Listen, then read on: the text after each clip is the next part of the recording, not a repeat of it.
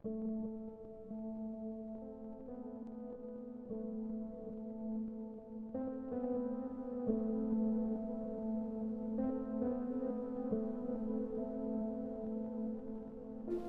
kita kaget sampai teman teriak itu pas dia lihat tuh ada orang bawa tas carrier, cuma nggak ada kepalanya.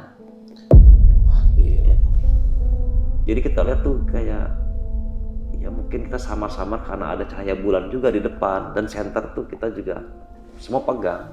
Dia lihat, lah itu orang bajunya kotor banget. Emang rada gelap, suasana gelap. Bajunya kotor, tapi itu yang nggak ada kepalanya. Saya yang bikin teman-teman tuh langsung pada diem. Dan perempuan langsung pada teriak, ada kepala tutup mata semuanya. Bahkan yang teman saya yang ini si Jawa ini yang dia ngelihatnya ke arah belakang langsung, itu nggak ngomong.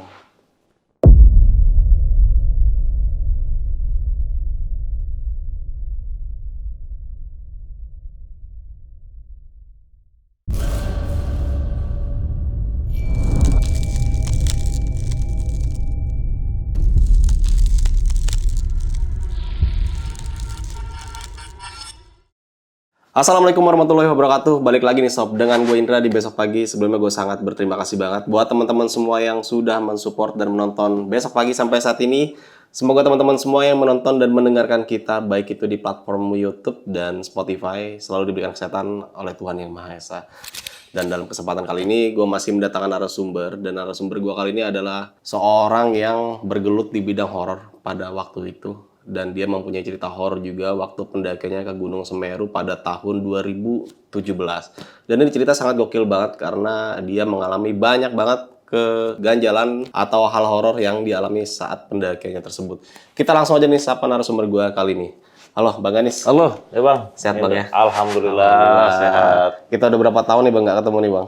Waduh, Terakhir tuh waktu kumpul-kumpul itu ya? kumpul-kumpul bener. Yang terakhir kita sempat futsal bareng kan. Iya, Yang futsal bareng juga. Jakarta Selatan, habis itu tempat di Citos. Citos sama si Banyak Umang. Iya benar. Terakhir tuh. Saya udah hampir 2 tahun ya kurang lebih. Bang. Iya, 2 tahun kita. Nah nih Bang Ganis, gua kan di sini pengen mendengar kisah lu waktu di Gunung Semeru nih ya. Kalau boleh tahu, itu bener Bang, waktu di Gunung Semeru lu melihat pendaki tanpa kepala. Nah, itu sebenarnya cerita yang belum pernah saya omongin. Saya belum pernah cerita juga di platform manapun, termasuk dulu di tempat saya, channel saya dulu ya. Itu saya nggak pernah. Kenapa tuh Bang? Ya sebenarnya dibilang ceritanya ini ya, saya nggak mau ngangkat juga, mungkin mengingat-ingat juga ada keluarganya, sanak familinya yang mungkin yang mencari anggota keluarganya yang nggak ada. Tapi setelah saya runut atau mungkin saya samakan, nggak tahu sosok ini seperti salah satu korban yang ada di Gunung Semeru. Oke. Dan akhirnya ini lu baru pertama kali membawakan kisah ini dan di hari ini juga ya? Betul, hanya di Besok Pagi. Ini spesial walaupun ya kita dadakan atau mungkin saya nggak ada persiapan atau apa, saya ini cerita deh, mungkin udah lama juga karena udah dari 2017 sampai 2024 ini saya rasa ya nggak ada salahnya saya coba mungkin saya flashback lagi menceritakan ya apa yang waktu itu kita lihat, kita saksikan, karena di sini bukan hanya saya, karena saya bilang kita karena lebih dari 1 orang yang melihat itu.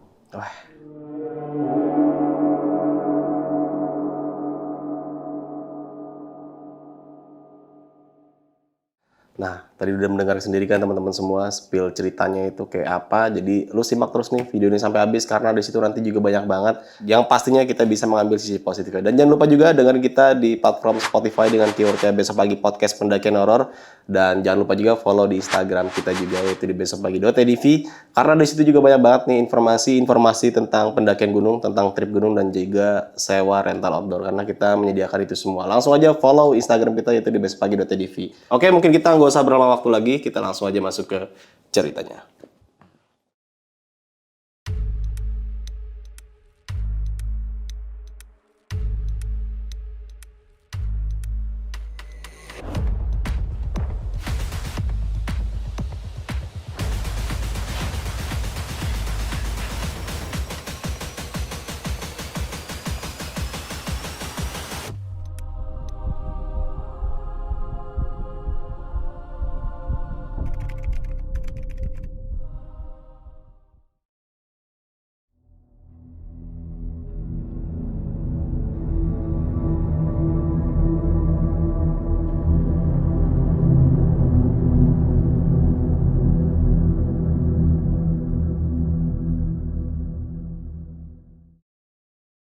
Waktu itu sih kita itu di perusahaan saya setiap tahun tuh memang selalu ada event atau ada acara outdoor. Jadi outdoor di sini tiap tahun ini ya nggak hanya naik gunung aja, hiking atau apa, bahkan kita body rafting, kadang kita downhill, terus juga ya berbagai lah kegiatan-kegiatan outdoor lainnya gitu. Nah, cuma kalau dari teman-teman yang lain, berhubung perusahaan saya ini dulunya itu ada 5 negara, dari Thailand, Indonesia, Malaysia, Filipina, dan juga ada dari yang Korea juga. Dia tuh lebih suka kalau mendaki di Indonesia. Kenapa? Karena khususnya ya, untuk para teman-teman saya yang di luar negeri sana, Indonesia itu punya keunikan. Keunikannya apa? Dia mempunyai Edelweiss. Oke. Di sana belum tentu ada. Jarang Memang mungkin tidak ya. ada. Sekalinya ada pun hanya Nepenthes aja, kantong semar. Oke. Gitu. Yang kedua adalah kawah. Ya. Seperti kayak, ya mohon maaf ya, di tangga kita nih, di negeri jiran sana, gunungnya di sana tuh nggak punya kawah. Di Indonesia doang nih. Indonesia. Soal banyaknya ya dari hewan juga, dari tumbuh-tumbuhannya. Kita memang beragam. Itulah karena setiap event, setiap tahun, rata-rata itu di Indonesia. Gitu. Saya bekerja di perusahaan ini dari 2010. Pada saat itu kebetulan tahun 2017 lah. Ini ada teman saya yang mempunyai apa ya? Dia tuh jabatan seperti culture ya. Culture itu kayak PD-nya sana dulu tuh. HRD lah. HRD-nya dia tuh ingin mengadakan event untuk semua karyawan untuk mendaki gunung. Nah, kebetulan banyak juga nih. Nggak hanya saya juga, mungkin ada juga dari orang engineering, dari pilot, dan bahkan pramugari yang lainnya pun mereka pada senang outdoor. Oh gitu. Nah, sekitar bulan Mei, saya ingat di bulan Mei, di awal Mei itu kita berangkat. Jadi sebagian tuh kita checkpointnya tuh ada di Jawa Timur, di Surabaya khususnya. Oke, berarti checkpointnya di Surabaya. Surabaya, betul. Jadi yang baik dari luar negeri ini dia pada datang ke Surabaya, dari Bali, yang dari Indonesia juga, terus dari yang Medan dan yang dari Jogja. Kalau yang dari Jakarta ini ada terbagi dua, ada yang melalui lewat pesawat juga, lewat udara, dan ada lewat darat. Nah, kalau saya dengan teman-teman yang lainnya di situ juga ada porter juga, ada guide juga yang kita bawa dari Jakarta juga. Nah, kita menggunakan kereta api. Kita naik dari Senen, dari Pasar Senen, kita naik kereta api. Akhirnya kita singkat cerita, ya di jalan ya kayak kereta lah, sekarang udah nyaman ya. Nah, kereta tuh udah semuanya udah berasi, nggak kayak zaman dulu. Tibalah kita di Surabaya. Setelah di Surabaya, kita akhirnya dijemput sama tim juga. Yang udah tiba lebih dahulu di sana menggunakan travel. Jadi travel kayak mobil elf gitulah, mobil elf. Kita dijemput, ada 2 elf. Akhirnya kita berdua jalan, diantarkan ke suatu tempat di rumah teman saya yang berada di nggak jauh dari kaki Gunung Semeru. Oke. Nah, di sana kita nginep dulu bermalam, kita packing dulu, kita juga merencanakan persiapan apa aja nih yang akan kita lakukan. Nah, kita udah briefing, udah persiapan juga, kita udah mapping lah, ibaratnya kita udah mapping. Pagi-pagi kita start. Kita berangkat itu sekitar jam 7.30 pagi.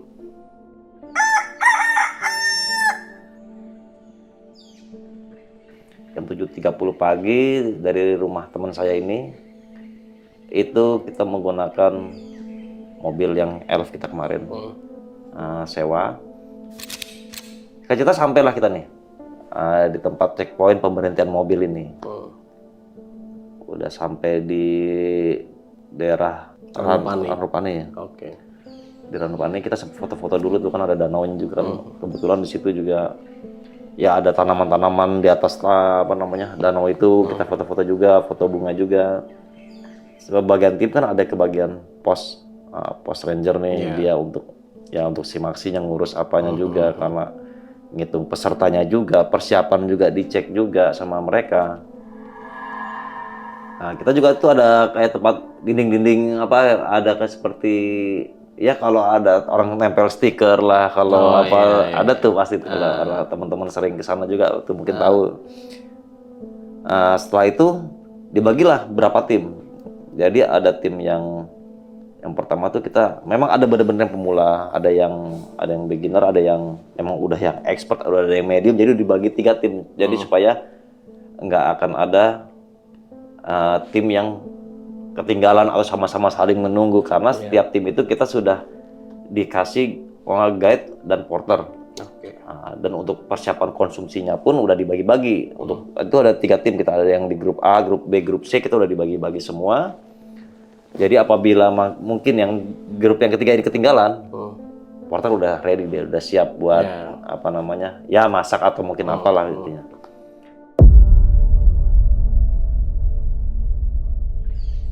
Setelah itu kita jalan tuh siang sekitar jam 2 sampai jam 3 ya, sekitar jam 2 jam 3.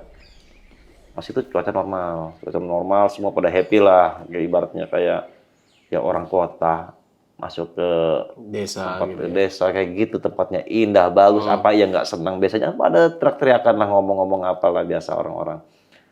Ya mereka pada bahagia, mungkin juga stres karena setiap kesibukan setiap hari jadi di kota kan, akhirnya dia merasa refreshing, dia bebas, akhirnya kita jalan karena memang waktu perjalanan ini saya ini sama ada teman perempuan juga, memang dia anak baru juga, baru mendaki gunung.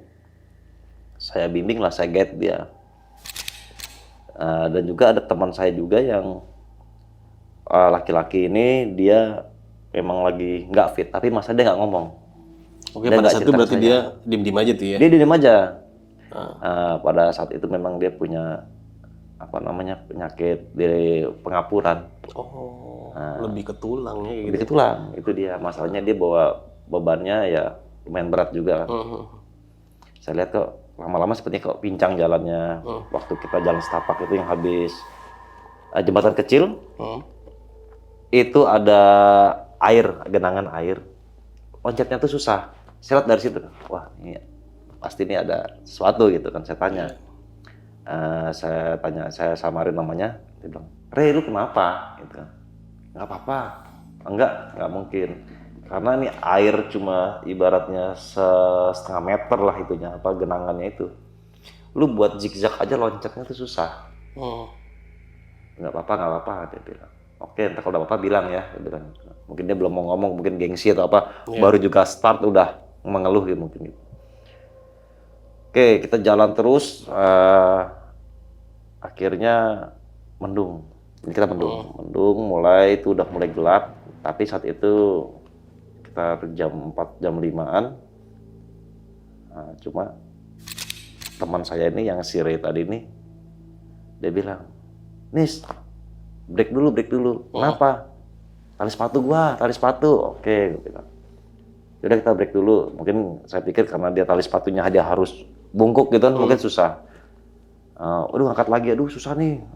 Ntar istirahat dulu, tanggung lah. Oke, istirahat dulu 5 menit deh, kita istirahat dulu. Nah setelah itu istirahat, ya jalan lagi. Oke, jalan, siap. Jalanlah kita tuh. Kebetulan di tim saya ini yang tim pertama, karena ya kita nyebutnya tim advance ya, tim yang depan ini. Jadi biar datang kita langsung siapin tenda. Karena buat tim yang lainnya juga. Karena porternya itu bareng sama tim yang pertama, tim advance ini yang paling depan. Nah setelah jalan, itu mulai maghrib, itu udah gelap, tiba-tiba hujan langsung turun.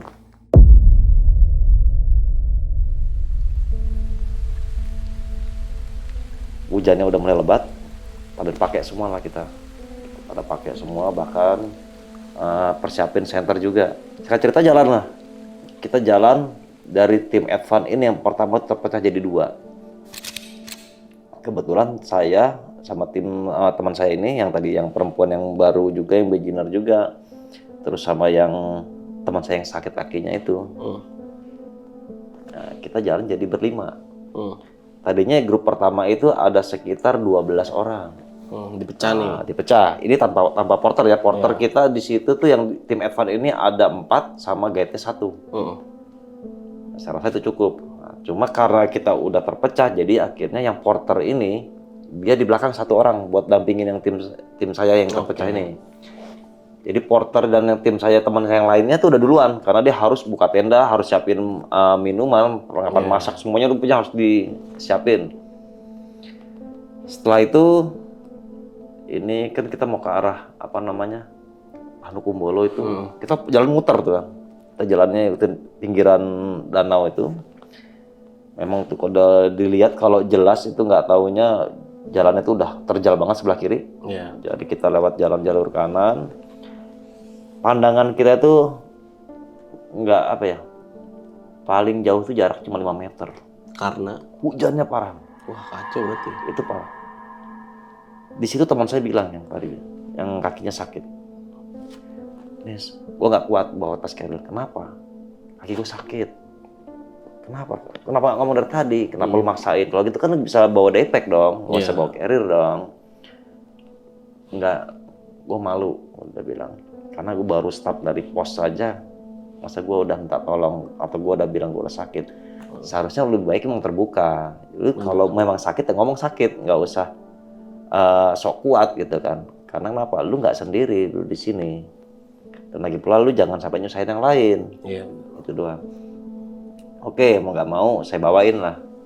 Pas saya bawain, kebetulan waktu itu saya pakai yang tasnya sekitar 40 literan juga. Nah itu saya oper ke porter belakang. Jadi dia cuma bawa sling bag saya. Dia bawa sling bag. Bilang yaudah bawain ini. Aku bilang karena di sini ada P3K-nya, ada obat-obatannya. Kalau butuh apa-apa ya biar segera ada penanganan. Nah, jadi lu dekat sama gua juga. Bilang gitu. Kita jalan terus lah, jalan udah becek. Kaki udah nggak berbentuk lagi lah, warnanya juga terusnya juga lumpur pada masuk semua. Kita nggak tahu pas udah mau nyampe kan so ada apa ya, gubuk itu pos apa sebutannya itu yang orang-orang di Hanukumbolo itu. Iya, Hanukumbolo. Saking ramenya kita nggak tahu teman kita yang mana.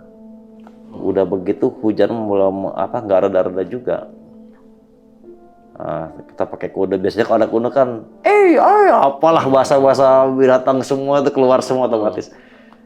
Akhirnya saya lihat tuh ada yang main center. Saya lihat bajunya, waktu itu kan kita bajunya warna abu-abu sama biru, ini lengannya biru dongker. Di sini dengan itu Mahameru saya ingat tuh. Saya lihat, wah ini kayaknya si apa namanya Randi atau siapa gitu kan. Saya ingat nih. Udah gitu, ada nyamperin kita akhirnya. Nis, tendanya di sana. Oh, oke. Tenda udah dibikin tuh. Udah dibikin kita bikin kayak melingkar gitu kan. Memang planningnya awalnya pengen supaya ada api unggun lah atau apa nggak boleh kan. Dan juga memang kenyataannya nggak seperti itu. Atau tendanya itu pada misah-misah. Karena saking ramainya pada saat itu, kita masuk ke tenda, semuanya ganti baju karena hujan waktu itu masih belum reda. Bahkan teman-teman ini udah mulai ngedropnya kenapa? Karena belum udah dihajar hujan udah gitu perut kosong. Wah, asli itu. Sih.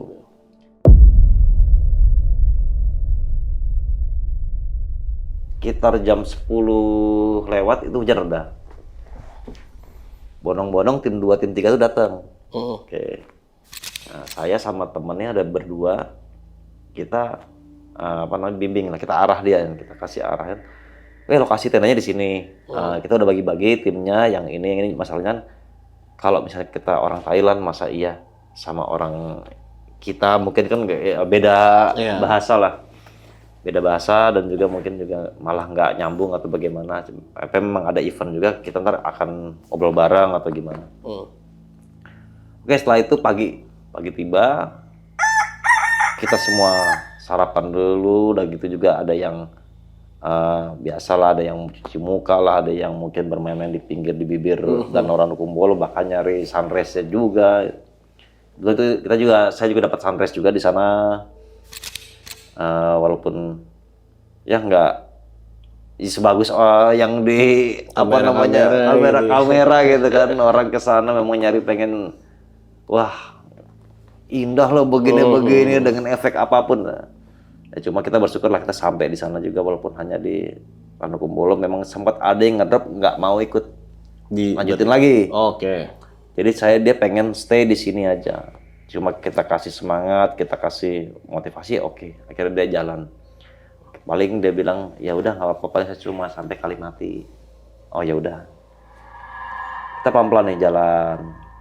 Kali ini satu tim ini tuh barengan semua. Oh, jadi nggak dipisah-pisah? Nggak dipisah.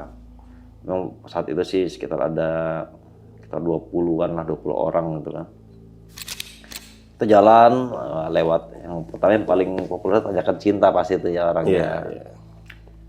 Tanjakan Cinta lah, kita akhirnya jalan semua satu-satu, bahkan pakai payung juga. Ada yang bawa payung juga biasa lah kalau ya sana wah panas tuh apa gitu. Iya. Nah, kita mah hajar aja ya. Nah, sampai di puncak Tanjakan Cinta itu biasa foto-foto dengan background Danau Ranukumbolo ini. Setelah dari puncak Tanjakan Cinta itu kita mulai lanjutin perjalanan lagi nih. Kita melanjutkan perjalanan sampai di Oro-Oro Ombo. Iya. Nah, di Oro-Oro Ombo kita ya foto-foto lah, ngumpet-ngumpetan atau bagaimana. Cuma saya bilang hati-hati, kenapa? Karena takutnya suka ada panter, harimau kumbang. Kita nggak tahu kayak gitu kan. Mungkin dia lagi di semak-semak. Kita tuh nggak lewat jalan setapak, jadi ada dua ya, ada yang lewat jalur Oro-Oro Ombo, ada yang jalur kiri itu kan. Benar. Nah itu juga teman-teman ada yang lewat jalur kiri, yang lewat Pinggiran. Kalau kita lewat jalur yang tengah. Karena kita memang ini momennya, ini serunya di sini. Kita jauh-jauh datang kemari nih karena lihat tanaman ya yang endemik ini, walaupun tuh asalnya dibawa dari luar gitu kan, cuma karena di situ jadinya seperti kayak hama atau apa. Nah, cuma di situ ya biasalah teman-teman lari, ngumpet kemana, ngagetin atau apa. Cuma saya bilang hati-hati, takutnya di sini kalau kita berpisah ada harimau kumbang atau mungkin ada apa gitu. Better kita jalan barengan aja. Jadi setidaknya satu tim tuh tahu. Oke, kita udah lewatin, cuaca cerah, bagus, foto-foto, bahkan juga ada satu teman saya juga dibawa drone. Cuma sempat dikomplain. Dikomplainnya nggak boleh bawa drone di sini karena peraturannya kalau bawa drone itu akan dikenakan sanksi. Oke. Tapi sebelumnya kita sudah ke kantor Taman Nasional sendiri untuk minta izin untuk bawa drone dan diperbolehkan. Itu. Setelah itu kita jalan dah, udah melewati Oro-Ombo, singkat cerita sih nggak ada masalah, so far so good, baik aja, cuaca bagus semua. Sampailah di Jambangan. Di Jambangan pun kita juga ya foto-foto biasa, foto-foto apalagi dengan pelang jambangannya itu kan. Nah, saya juga foto juga sambil muncul kepala doang. Jalan lagi, nyampe lagi setelah itu ada puncak sebelum Kalimati tuh, ada jalan, itu ada pohon besar. Ketemu sama orang yang jual semangka. Di situ? Di situ. Oke. Makanlah semangka. Tanya-tanya, Pak kenapa jual di sini bawanya apa nggak berat gitu kan. Wah ini udah biasa kayak gini, apalagi kalau hari rame ini lebih pemasukan lebih banyak. Cerita jalan lagi kita udah sampai di Kalimati. Di Kalimati semuanya lengkap, tim juga pada alhamdulillah sehat juga. Kita langsung bikin tenda. Kita bikin tenda di situ. Si guide ini bilang, di sini sebenarnya hanya jalur pendakian terakhir itu hanya Kalimati. Iya. Kalau udah setelah Kalimati ke atas itu bukan tanggung jawab Taman Nasional lagi. Itu. Karena dia tahunya itu punya checkpoint terakhir itu ada di Kalimati. Jadi kalau misalnya dari sini sampai puncak itu bukan tanggung jawab dari pihak Taman Nasional Bromo Tengger Semeru ya. Oke, kita briefing juga setelah diinstruksikan sama si guide-nya ini. Oke, kita semua siap. Kita terima konsekuensinya. Nah, di Kalimati uniknya sebelum kita mau berangkat, jadi kita nginep dulu nih di Kalimati. Semalaman berarti ya? Semalam dulu. Di Kalimati semalaman. Terusnya juga di sana karena ya mohon maaf, kamar mandinya kurang bagus, maksudnya nggak dijaga juga. Iya, kurang dirawat lah ya. Betul. Akhirnya adalah yang ingin buang hajat itu ya gali tanah dulu, Iya tapi sih. dikubur lagi gitu. Ya dengan air seadanya dan ya apa adanya di sana memang kadang-kadang pun juga ada yang nggak digali juga, teman juga ada yang kena ranjau seperti itu juga ada itu dia. Nah, setelah itu nih malam-malam ya kita juga briefing juga apa yang mau kita kejar pagi ini. Akhirnya semua pada memutusin mau sunrise. Jadi mau sunrise apa namanya? Summit attack nih, tapi pagi-pagi kita mau ngejar sunrise juga matahari terbit kayaknya bagus ini. Oke, kalau gitu. Jadi rencana katanya nanti kalau timnya seperti ini, mendingan kita berangkat dari jam 3 atau setengah 4. Nah, kata Getnya gitu. Oh iya semangat tuh. Waktu kita ngumpul-ngumpul jam 10 itu pada semangat semua. Iya ayo. Nggak masalah jam 3 ayo jadi jabanin. Nah setelah itu jadi untuk perbekalan makannya pun kita nggak masak dulu rencana. Jadi malam ini udah disiapin oleh porternya supaya pagi itu udah disiapin ketupat. Iya.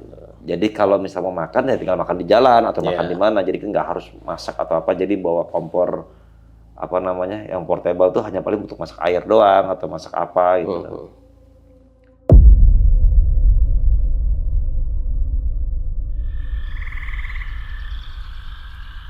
Jam 3 pun datang nih, jam 3 kita udah pasang alarm bangun. Nah, cuma teman-teman pas udah lihat atau merasakan situasi di sana, dia udah kedinginan. Udah kedinginan. Waduh, males ya. Lah kemarin katanya mau. Ya itu kemarin, ini dingin banget ini. Kita kasih ya biasa, kasih semangat lagi, kasih dorongan support lagi. Ayo, siap. Walaupun kita sedikit ngaret, itu sekitar jam 4:15 kita baru berangkat ya dari Kalimati. Jalanlah kita jalan pakai senter semuanya. Ada yang pakai jaket, masih ada yang pakai jas hujan yang 5.000-an itu ya, yang karena itu kan di samping enteng juga ya lumayan juga buat nahan juga betul. Setelah itu jalan kita iringan sampai itu jalur tuh ngebul gitu kan jalan tuh karena banyak juga nyata yang pada summit attack juga tuh. Nah setelah itu sampai nih punya kita ingat sampai ketemu sampai pohon yang fenomenal nih, pohon besar. Iya, yang satu itu ya. Ya, sampai situ juga, sampai ada yang lihat kayak apa sih? Bukan candi, kayak apa namanya? Arca. Nah, teman juga lihat di situ, wih, ini arcanya nih. Oh iya. Setelah lewat pohon besar, arca itu kita udah mulai jalan naik. Ya jalannya tahu sendirilah treknya tuh kalau kita naiknya selangkah, kadang turunnya 2 langkah, kan? Jadi kadang kita harus merayap, ada momennya seperti itu. Akhirnya summit pun matahari kita nggak dapat momennya karena nggak sampai kita nggak sesuai dengan tujuan. Tujuan kita sebenarnya bukan naklukin gunung, tapi memang kita ingin menikmati keindahannya sama ya pengen refreshing juga sebenarnya. Oke. Cerita kita sampai di atas tuh sekitar pukul 8:30, 9. Di sana biasanya kan setiap ada periode tertentu ya, itu dia mengeluarkan seperti batuk gitu kan, ada letusan-letusan kecil yang ada asapnya. Nah di sini kebetulan saya sama teman saya dan si perempuan ini saya sebut si Zahwa. Dia tuh pas waktu lihat letusan itu kan ada asapnya, dia langsung lari. Kaki dia keseleo tuh. Kaki dia keseleo di di ankle-nya sini loh, di kena ankle-nya tuh. Nah, dia keseleo tapi sempat foto. Iya. Kita sempat foto berdua juga dan juga dia sempat foto sendiri juga di sana. Nah, cuma di sana uniknya karena dia bawa tongkat, akhirnya dia jalan tuh ya keliling-kelilingin di atas itu, di atas puncak ini. Dan saya juga sempat foto-foto juga pakai tendangan sim medun atau apa gitu kan. Jadi kita foto, saking senangnya kita nyampe atapnya Pulau Jawa gitu. Puncak tertinggi di Pulau Jawa, kita udah senang banget. Tapi ingat tujuan kita bukan naklukin ya, enggak. Setelah itu kita foto semuanya, pulang. Oh saya ingat ini. Itu ada satu kapten di bawah minjem uang ke saya. Oke. Dia ngembali di puncak. Dia bilang gini, Mas, ini tertinggi saya bayar utang. Bisa bilang, ya kayak apa aja. Enggak, emang kita mau bikin momen seru-seruan. Dia bilang, oh iya seru-seruan. Udah setelah itu kita nih, udah siang, sekitar jam 1-an, kita mulai turun. Iya. Nah, planning kita ke Kalimati. Karena tas kita semuanya perlengkapan tenda pun kita nggak bawa, hanya kita taruh di Kalimati. Nah teman ini yang tadi si Zahwa ini sakit, dia turun dari puncak sampai bawah itu dia pakai stick, jadi jalannya mundur. Karena kakinya itu. Karena kakinya di samping nggak tahu samping ankle itu juga, dengkulnya juga sama, nggak bisa didengokin, nggak bisa. Oh. Kayak kita kalau udah turun gunung aja kan kadang pegal tuh, kadang kita jalan aja sampai lurus gitu kan. Nah, dia seperti itu. Dia jalan tuh sampai, jadi saya kagumnya kenapa? Dia dari puncak sampai ke Kalimati itu jalan mundur. Jalan mundur dengan pakai double stick begitulah, dia pakai stick jalan mundur. Saya bilang, mau dipapah nggak? Mau digendong nggak? Soalnya kan ada porter juga kan. Iya. Nah, kalau nggak dari papa atau kita mau bikin tandu atau apa, bilang nggak apa-apa, masih bisa. Pelan-pelan lah, jalan mundur dia. Terus habis itu sampailah kita di Kalimati nih. Di Kalimati sampai dianya udah ya capek juga karena dari puncak sampai ke Kalimati itu alhamdulillah nggak ada masalah sih, tapi capek ya. Jalan mundur, nggak lihat jalan kita. Iya pasti, apalagi dalam kondisi kaki yang cedera ya. Betul.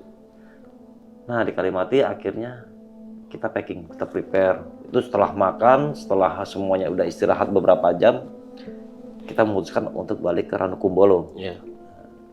Mau jam berapa sampainya, dan kita tanya nih kondisi teman saya tadi yang dengkulnya sakit, yang laki-laki itu bagaimana, terusnya yang si Zahwa ini juga bagaimana kondisinya. Dia bilang nggak apa-apa, dia bilang masih sanggup. Oke. Tapi jangan dipaksa, seandainya kalau nggak kuat nggak apa-apa, nanti kita pikirin cara yang lain lagi. Tapi dia bilang enggak, masih kuat. Oke ya udah. Di situ saya bawa tas carrier saya sendiri, carrier di depan, pakai bawa sling bag juga karena saya tahu dia tuh buat bawa dirinya susah. Benar. Dirinya bawa tas, tidaknya dia jalan. Kalau untuk jalannya normal, kalau misalnya dapat bawa jalan bonus dan datar itu dia masih oke lah, masih ngadep depan kadang-kadang. Tapi kalau udah mulai turunan, dia udah balik badan, pasti jalannya mundur dan selalu bawa stick. Oke, separah itu berarti Bang ya? Parah sekali, benar. Sampai dia nggak bisa jalan, nakutin kaki tuh sampai nggak bisa. Jadi kita tuh backup di belakangnya, di depannya dia berarti ya. Karena jalan mundur, nah kita di belakangnya. Iya. Takut ada kepes atau jatuh, setidaknya ada kita yang nahan. Tuh. Halo sob, sebelum lanjut ke video, gue mau kasih tahu nih bagi teman-teman semua yang mempunyai cerita horor, kalian bisa langsung aja kirim cerita kalian ke Instagram kita, yaitu dengan keywordnya besokpagi.edv atau ke email besokpagi.ch@gmail.com. Tunggu apa lagi? Langsung aja kirim cerita kalian segera. Nah setelah di perjalanan jadi itu karena dia nggak bisa bawa senter dan timnya itu kita tuh terpecah lagi. Kita terpecah menjadi ada 4 tim. Kebetulan karena tim kita yang paling lambat, karena saya harus bawa 2 orang yang ini dan 1 porter paling belakang, jadinya kita tim terakhir. Kita jalan bilang udah nggak apa-apa, nggak usah kita mikirin yang lain, nggak usah ngejar waktu, nggak usah kita buru-buru, pokoknya yang penting kita sampai semua selamat, berangkatnya sekian, pulang pun harus sekian, saya bilang begitu. Tetaplah jalan, kita pelan-pelan sampai tuh di hutan pokoknya sebelum ini nih, punya hutan yang sebelum padang rumput tuh apa namanya? Rorombok. Sebelumnya. Oh sebelumnya, oke, masih di sekitar hutan Jambangan lah ya? Iya, hutan Jambangan. Nah, pokoknya situ pohon tuh jarang-jarang. Tuh ada pohonnya jarang-jarang. Tapi itu ilalangnya itu sekitar setinggi pinggang. Ya, masih setinggi pinggang. Karena teman jalannya pelan, di belakang kedengeran nih suara kayak pendaki kalau turun naik gunung itu kan biasanya kan ada yang lari-lari, ada yang bawa tas carry kan suaranya kan buk buk buk buk bahkan sampai kayak dia bawa carry itu kayaknya getarannya itu loh. Pasti kita getarannya karena namanya juga jalan setapak seperti itu. Nah, teman-teman pada nengok semua, refleks semua dia spontan. Aku ngomong dong, coba kasih jalan, ada yang mau lewat, dia bilang. Oh iya dah, minggirlah kita semua. Suara tuh masih ada tuh, bruk bruk bruk bruk. Nah, teman saya ini, yang dia hanya jalan mundur liatnya ke belakang, dia diem. Dia diam nggak ngeliat apa-apa dia, langsung nunduk dia. Saya tanya, wah kenapa? Nggak apa-apa, dia bilang kayak gitu. Di belakang dia tuh porter nih, yang terakhir nih, tim sapunya. Nggak apa-apa, dia bilang. Ya udah jangan bengong ya, kita bilang. Iya ya. Nah setelah itu kita kaget. Dah, kok nggak ada yang lewat nih, orang nggak lewat. Pas lewat itu nggak taunya dia tuh ada di depan kita. Selisih dari yang barisan paling depan teman saya itu selisih ada sekitar 7 meter sampai 10 meter. Nggak taunya dia di depan situ tanpa ngelewatin kita. Yang kita kaget sampai teman teriak itu pas dia lihat tuh ada orang bawa tas carrier cuma nggak ada kepalanya. Wah, gila. Jadi kita lihat tuh kayak ya mungkin kita samar-samar karena ada cahaya bulan juga di depan dan center tuh kita juga semua pegang. Udah lihat, lah itu orang bajunya kotor banget. Emang rada gelap ya, suasana gelap. Bajunya kotor tapi itu yang nggak ada kepalanya saya yang bikin teman-teman tuh langsung pada diem.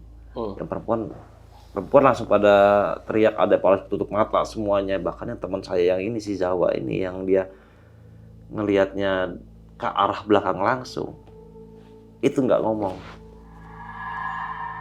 Udah singkat cerita si porternya bilang udah nggak apa-apa, jalan aja, nggak usah peduliin, udah jalan aja, anggap aja nggak ada apa-apa, dia bilang kayak gitu. Tapi hati nggak bisa dibohongin dong teman-teman seperti itu. Cuma ya udah nggak apa-apa, jalan pelan-pelan. Dari jalan itu satu orang tuh jaraknya sekitar 2 meter, 3 meter, rapet semua akhirnya.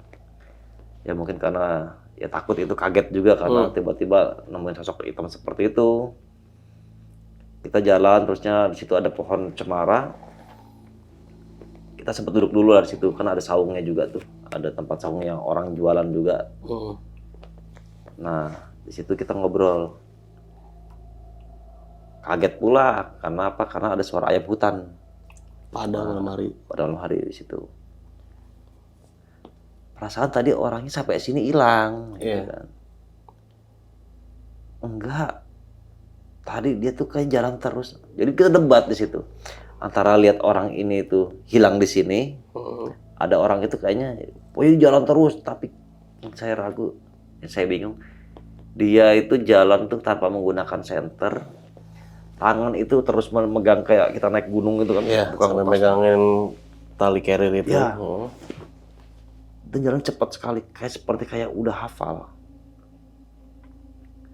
Udah, kita udah istirahat sebentar di sana sekitar 15 menit sambil kita bertukar cerita apa yang dilihat. Nggak tahu dan semuanya lihatnya sama.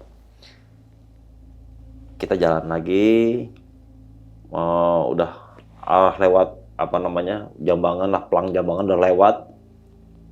Nah ini udah mau ketemu ujungnya puncak Tanjakan Cinta nih. Waktu udah orang-orang Ombo udah lewat lah kitanya. Nah pas mau nyampe itu teman tuh yang kakinya yang laki-laki ini si Ray ini ada nggak kuat, dia bilang, bang bentar dulu kita istirahat dulu, saya nggak kuat. Nah kita berhenti dulu di sana. Jadi karena waktu itu sedikit nanjak jalannya, teman saya ini si Jawa ini di jalannya jadi ngarep depan dia kan, ngarep depan. Pas istirahat dia tuh nggak bisa duduk, nggak bisa jongkok, dia tetap berdiri aja pakai sticknya itu. Kebetulan di pinggir sebelah kiri dia tuh ada pohon besar satu. Nah dia senderan di sana, dia senderan sambil satu naruh sticknya, satu lagi stick dipegang. Pas dia lihat ke depan itu, dia kaget teriak dan langsung nangis. Nyata yang dilihat dia itu, jadi ada sesosok yang tadi itu seperti setengah badan di atas muncul di pohon pas seberang jalannya. Jalan setapaknya kan nggak jauh lah, kayak dari ya berapa meter lah itu. Di depan dia ngintip dia. Sontak aja Jawa langsung nangis. Langsung teriak, kita bingung. Kenapa nangis, tiba-tiba nangis. Dari tadi padahal diem aja, ditanyain diem aja sejak tadi makhluk tadi lewatin kita di hutan. Kenapa tiba-tiba nangis? Kita tanya, kamu kenapa, ada apa? Dia nggak jawab apa-apa. Tiba-tiba nangis, dia cuma bilang, pakai sticknya saya tahu, dia cuma nunjuk gini doang. Situ. Gila sih. Ya kita yang arahnya dia tadinya dari belakang, kita samperin, kita lihat, karena saya lihat dia nunjuk ke arah sana. Jadi saya berdua sama teman saya nih, kita nengok ke arah sana. Nggak taunya pas dilihat, itu yang kita lihat. Jadi memang itu baju tuh udah acak-acakan ya, udah sobek-sobek. Terus dia tuh kotornya seperti kotor kena campuran. Kalau kita air kena debu tuh kayak gimana sih? Dekil banget. Iya, campuran tanah gitu loh ya. Tanah, betul. Itu dekil sekali kita lihat. Nah, cuma saya lihat di setengah di situ memang saya nggak lihat persis sosok lehernya ke atas, saya nggak lihat. Karena ya mungkin kita pikir halu, udah capek. Gitu. Yang jadi masalah, yang lihatnya itu ada 4 orang. Saya, teman saya, si Jawa ini, dan si porternya ini. Berarti porternya ngeliat juga tuh Bang? Porter ngeliat, karena porter paling belakang. Karena dia jadi tim sapunya. Dia ngeliat. Porter malah bilang, pakai bahasa Jawa, Bun, ya jendelo neng kono. Dia bilang gitu. Sudah, jangan lihat ke arah sana, dia bilang. Berarti saya sama teman saya tuh otomatis tatap-tatapan dong. Oke. Bukan kita doang yang lihat. Si porternya pun bilang, dia lihat juga. Tapi dia bilang jangan lihat arah sana, dia bilang. Udah, setelah itu kita udah tenangin dia, kita kasih minum juga. Si Jawa ini kita gandeng, kita turun lewat tanjakan cinta, sampailah di camp kita nih. Sampai di camp kita, kebetulan ada teman saya yang nyusul juga dari Jakarta, dia sendiri dengan porter nih, jadi dia sendirian. Sampai sana, alhamdulillah lah dikasih makan enak, walaupun telur itu rasanya udah nikmat sekali tuh. Jadi telur tuh 1 peti yang ada di warung itu dibeli semua sama dia. Jadi kita makan walaupun cuma telur dadar atau apapun nikmat, campur ya sosis campur, itu udah nikmat banget itu. Walaupun kadang di sini ya ada yang ya biasa aja atau apa. Kurang bersyukur lah itu mah. Nah setelah itu kita cerita. Kamu ngeliat apa? Lu ngeliat apa gitu? Temen nih yang perempuan ini, si Jawa ini mulai cerita nih. Iya, dia lihat pas waktu di hutan, yang sosok makhluk ini turun, pas sampai dekat arahnya di belakang si porter ini, itu langsung hilang. Jadinya kayak asap kabut gitu. Dia langsung diem, nggak berani ngomong, takut dia bilang. Nah setelah itu dengerannya langsung ke depan, itu yang bikin dia nggak mau ngomong. Karena kadang waktu itu pernah kita bilang, kalau ketemu hal yang aneh-aneh, udah jangan diomongin di situ, nanti aja ngomongnya. Mungkin dia seperti itu, kedoktrin seperti itu. Masa kita nggak tahu kan, kita nggak tahu, lu apa sih yang dilihat, lu kenapa sih gitu. Nah setelah itu cerita, udah kita nginep lah pagi-pagi, cerita-cerita, ngobrol-ngobrol semuanya. Bahkan saya sampai dengar teman tuh sampai ada orang lain juga nyetel lagu pakai speaker aktif gitu kan. Karena saking ramainya di sana, kalau setiap ada kabut turun Jepara teriaknya, rame-ramean orang-orang kayak gitu kan, kayak Gunung Gede juga sama kan, sudah kencang seperti itu juga. Kalau ada kabut datang udah pada semuanya happy lah atau apa, nyambut mereka. Pagi-pagi kita keesokannya langsung bersih-bersih karena kita nggak lama. Kita punya planning jam 10 itu kita harus turun. Iya. Pagi-pagi ada makam kan di sana ya. Ada yang foto-foto di makam juga. Ada yang jalan juga. Wah dulu tempat ada syuting di sini lah, begini begitulah. Justru waktu itu airnya tuh makin tinggi. Karena musim hujan ya. Musim hujan dan beberapa hari ini memang hujannya juga deras juga. Ya. Biasanya surut seperti ini, sekarang makin tinggi, dia bilang seperti itu. Bahkan sempat ada ibu-ibu warung ini bilang juga, iya dulu airnya di sana, sekarang airnya udah mau ke sini, dia bilang. Bahkan di sana pun juga masih banyak aja, entah itu anjing liar atau anjing pemilik di sana kan masih banyak juga tuh anjing-anjing di sana. Nah setelah foto-foto selesai, udah bersih-bersih selesai, ya cuma cuci muka kumur-kumur doang atau apa, kita siap pulang. Singkat cerita pulang kita normal semua, nggak ada apa-apa, cuma yang nggak normal teman saya ini, dia dari Ranukumbolo sampai Ranupani itu tetap jalan mundur. Yang si perempuan ini. Perempuan ini, si Jawa ini tetap berjalan mundur. Cuma saya salutnya dia tuh nggak nyerah dari puncak sampai bawah itu ibaratnya dia berjalan mundur. Pas di pos Ranupani ini kita cerita. Kita cerita, kebetulan waktu itu ada daftar-daftar orang yang meninggal di sana. Dikasih tahu lah sama porter itu ya yang terakhir, yang pernah bilang, sudah jangan lihat ke sana, dan nunjukin bajunya seperti ini kan. Lah, iya benar. Ini mungkin korin atau mungkin juga itu jin yang menyerupai sosok beliau. Sontak lah spontan kita langsung baca Al-Fatihah buat dia. Karena ini saya merinding juga ya. Teman-teman juga yang lain juga ada yang nempelin stiker juga, tapi kita pikiran juga tetap ingat ini sosok beliau ini adalah salah satu korban yang meninggal di Bleng 75. Berarti dia jatuh ke Bleng 75. Ya, karena dia salah jalan. Saya dengar infonya dia salah jalan. Harusnya dia ngambilnya ke arah pohon yang pohon yang besar itu, ya harusnya dia malah ke Bleng 75 ya. Iya. Pas mau turun katanya dia tuh seperti kepleset karena itu kan kerikil-kerikil gitu kan. Dia kerikil nggak bisa ada pegangan, nggak ada yang bisa dipegang sama dia buat jadi itu terus jalan terus akhirnya terperosoklah dalam jurang itu. Dan ditemukan dalam kondisi yang udah meninggal dunia.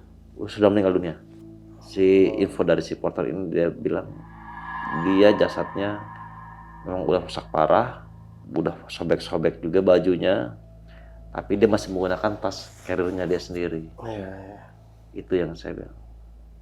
Berarti memang benar sepertinya ini orangnya perawakannya sama. Dan waktu ditemukannya pun juga apa yang kita lihat waktu malam itu, yang dekat puncak-puncakan Cinta itu, kita lihat bajunya persis banget sama dia. Cuma sedikit kotor udah sama ya karena debu dan lain halnya lah. Ya, mungkin seperti itu aja mungkin cerita 2017 yang pernah saya alami di Gunung Semeru. Di Gunung Semeru.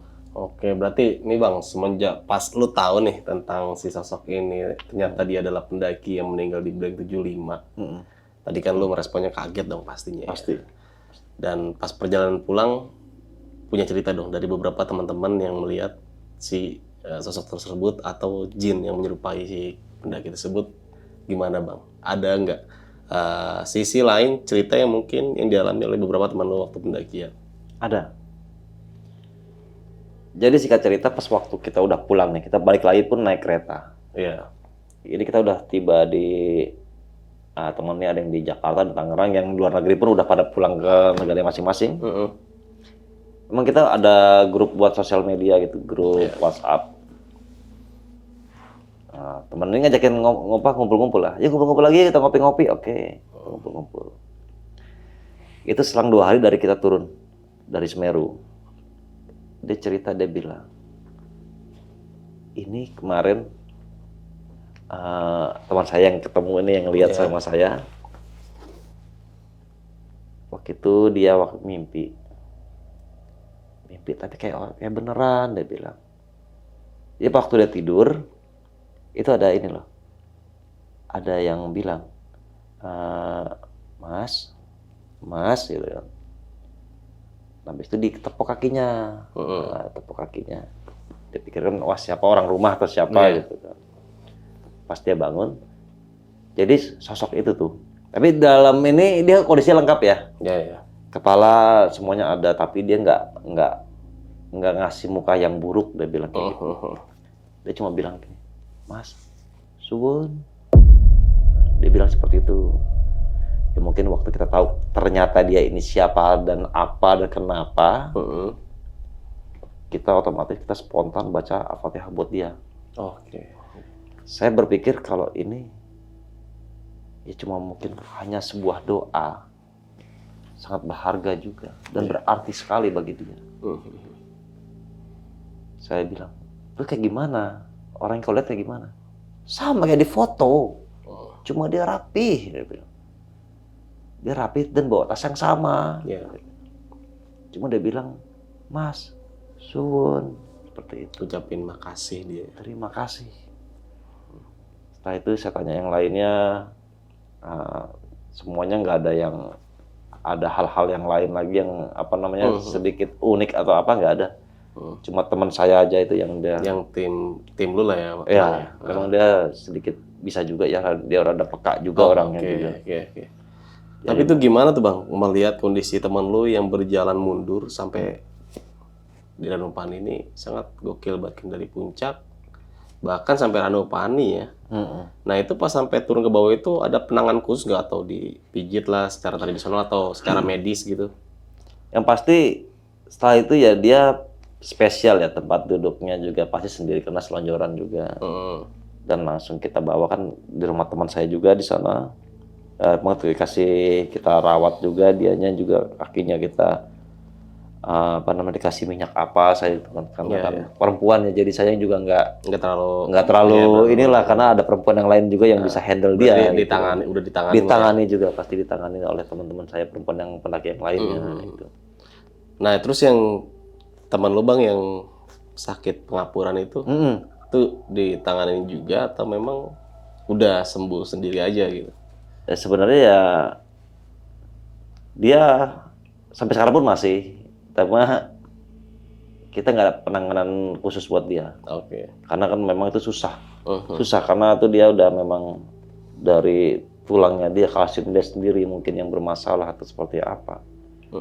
Jadinya ya saat ini kalau kita ada acara yang lainnya pun outdoor atau apa ya dia free body aja, nggak bawa apa-apa. Oh jadi memang dikhususkan ya? Memang khususkan, dan memang nggak ada penanganan istimewa juga. Memang ya kita nggak bisa ngapa-ngapain. Yang pasti kan dia suntik dulu itu kan. Pengen kadang gitu suntik. Iya. Oh jadi kalau beraktivitas yang berat-berat disuntik dulu? Iya, karena dia mau aktivitas seperti itu pun, bahkan sebelumnya tuh setaunya dia tuh udah disuntik juga dengkulnya tuh. Jadi memang ada obat khusus atau cairan khusus lah yang buat setidaknya meredam pengapuran ini supaya nggak sakit atau apa gitu. Oke nih Bang Ganis, ini cerita sangat gokil banget di 2017. Ini mungkin cerita udah lumayan cukup lama ya. Berapa tahun berarti itu? Ya kurang lebih 7 tahun ya Bang ya. Kalau dihitung per tahun ya. 7 tahun bener. Dan setelah kejadian Semeru tersebut, lu melakukan pendakian lagi nggak tuh Bang? Pendakian. Setelah itu ke Rinjani, dari Rinjani pun juga itu nggak kalah gokil juga, kita naik. Saya dari ibaratnya dari Tangerang ke Denpasar, dari Denpasar naik naik kapal itu sendiri. Teman saya udah duluan. Iya. Ya, sampai Lombok udah duluan. Saya sendiri, saya kejar mereka. Pulangnya pun saya lewat darat dari Lombok, Bali, Surabaya, Jogja, Jakarta, Tangerang. Itu naik mobilnya. Berapa lama tuh perjalanan Bang? Berarti Bang kalau jalur darat ngecer kayak gitu tuh? Itu jalur darat, wah lupa itu. Saya 2 hari, 3 hari. Udah 3 hari karena saya sempat ke Merapi, bukan ke Merapi, ke Jogja dulu karena ke tempat bapak saya. kebetulan pas waktu itu di Jogja itu pas lagi keluar meletusnya Merapi. Wah, kemarin juga belum lama erupsi juga tuh ya. Iya, betul, betul. Oke, dan berarti memang setelah dari Semeru ini lu tidak merasa kayak takut untuk mendaki gunung walaupun udah mengalami beberapa kejadian horor Bang ya? Alhamdulillah enggak. Bahkan terakhir pun ya Desember kemarin juga saya terakhir habis ya seenggaknya refreshing jalan-jalan ke Pasir Rengit di daerah Gunung Salak kemarin gitu. Sama keluarga Bang? Ya sama keluarga setidaknya ya buat ya walaupun cuma nginap semalam doang ngilangin penat lah. Iya, bener ya. Butuh healing. Iya. Aduh, kota gimana Bang ya, butuh healing juga ya. Benar. Butuh yang hijau-hijau dan dingin-dingin dan seger lah. Nah gimana tuh Bang, ketika berkeluarga atau belum berkeluarga, bedanya gimana Bang? Kalau dulu kan biasanya kalau orang belum berkeluarga nih sering berpergian ya.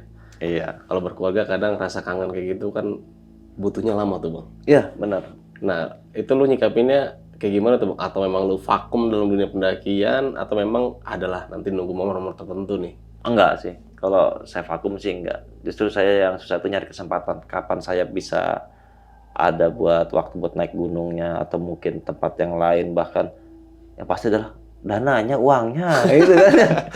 Harus ningkatin dulu di rumah ya? Betul. Kita juga harus ngumpulin dulu lah semuanya dananya. Itu yang penting. Oh, cuti banyak, tiba uangnya nggak ada.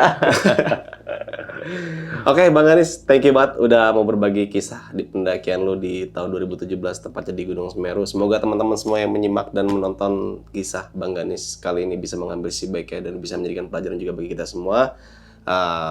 Ada pesan-pesan nggak Bang Ganis buat teman-teman semua yang menonton video atau kisah lu kali ini? Ya, kalau untuk pesan-pesan sih saya ngambil dari pelajaran Semeru tahun 2017 ini. Yang pertama memang jangan pernah memaksakan kalau memang tidak bisa dipaksakan. Terus juga pasti juga kita tim saya ini berapa, walaupun berapa puluh orang, berapa belas orang, kita adalah satu. Setidaknya kita jadi satu, pemikiran kita jadi satu. Mau berangkatnya sekian, pulang pun harus sekian. Dan juga jangan pernah malu atau gengsi kalau kita tuh merasa ada suatu hal, baik itu kita punya penyakit atau mungkin kita juga capek atau mungkin ya kita lelah atau bilang lah. Karena ya tidak semua orang bisa baca pikiran orang. Ya. Itu doang. Kita juga yang pasti ya kita naik gunung itu bukan hanya untuk menaklukkan, salah. Cuma kita tuh menikmati keindahan apa yang Tuhan berikan sama kita. Kita bersyukur dengan salah satunya mendaki gunung. Okay. Alhamdulillah sampai saat ini pun saya masih senang mendaki gunung dan semoga sampai tua nanti pun masih suka saya mendaki masih gunung ya. mendaki gunung. Oke, thank you banget nih Bang Ganis, semoga sukses ya ke depannya ya. Amin. Salam buat teman-teman semua di pendaki 2017 kemarin. Dan saksikan terus video berikutnya dari besok pagi. Kurang lebih mohon maaf dari gue Indra. Pamit undur diri. Wassalamualaikum warahmatullahi wabarakatuh.